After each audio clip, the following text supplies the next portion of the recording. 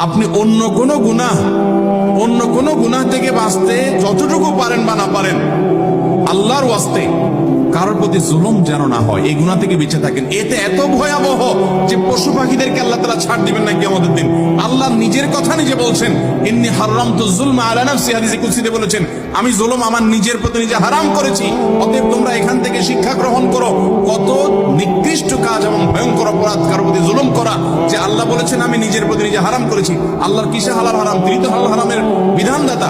তিনি বলেছেন নিজের প্রতি নিজে জুলুমকে হারাম করেছেন, অতএব তোমরা একে অন্যের প্রতি জুলুম।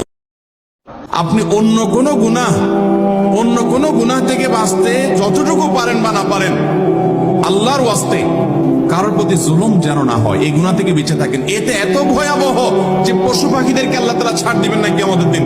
আল্লাহ নিজের কথা নিজে বলছেন, ইন্নী হারামতু যুলমা আলা নাফসি, হাদিসে কুদসিতে বলেছেন, আমি জুলুম আমার নিজের প্রতি নিজে হারাম